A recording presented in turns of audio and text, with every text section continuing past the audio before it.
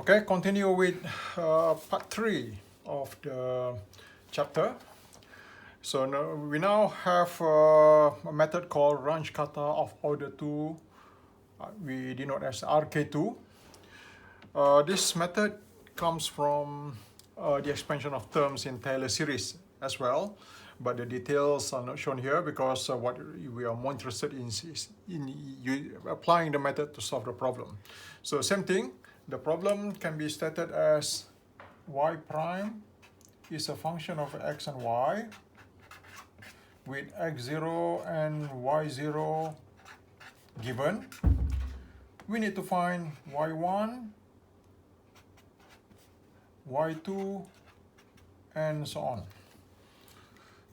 So referring to the same diagram as shown earlier, x0, y0 are given, so we need to find y1, y2, and so on, just like what we discussed in Taylor series. Same problem actually.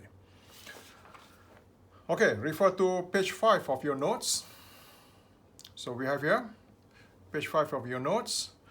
So we have a formula given here, yi plus 1, which is y of one step ahead, is yi plus 1 minus 2r k1 plus 1 over 2r k2. So we have new terms here, k1, k2, and r.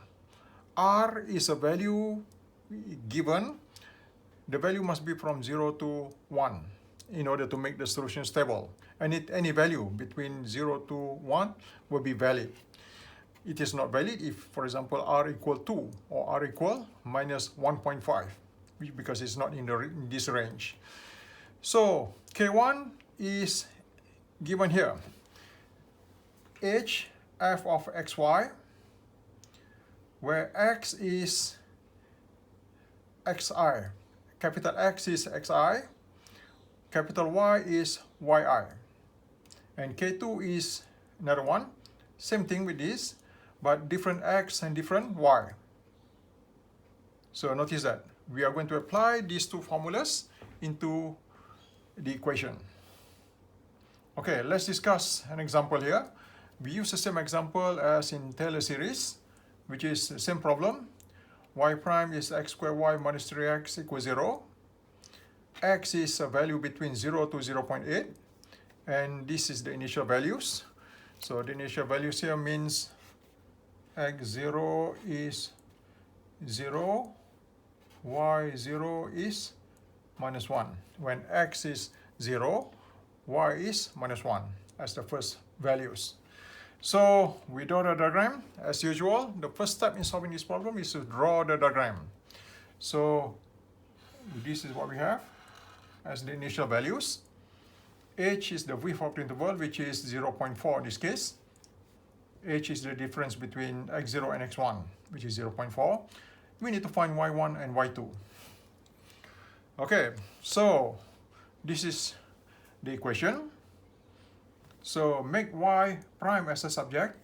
This is what we get. Y prime is x squared y plus 3x. These terms we bring to the right hand side. We get this one. And this whole thing is called fxy.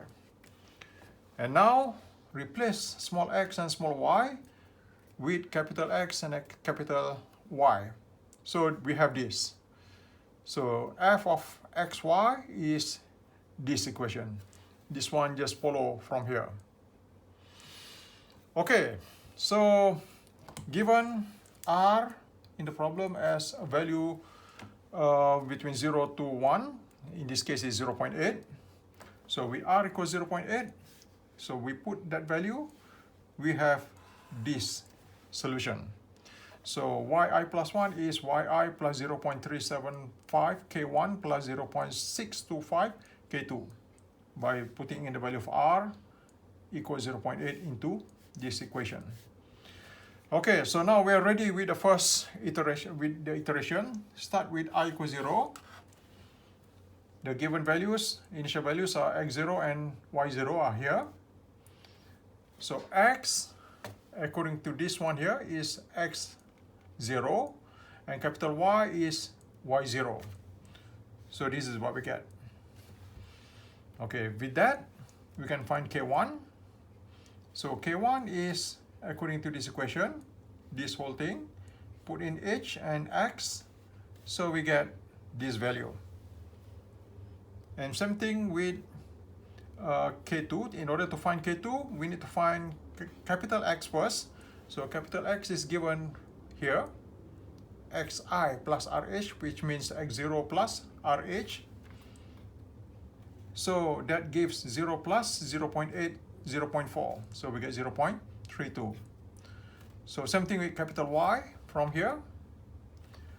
So y0 plus rk1, so we get -1. So from here, we can find K2. So K2, just plug in the values of capital X and capital Y, so we get this value. So with K1 and K2 found already, now we can find Y1, which is the first value when X equal 0.4. So we get this solution, minus 0.786. Finish with the first value of Y, which is Y1. Now with the second value, to find Y2, we let I equal 1. So we start with X1, 0.4, which is this one here.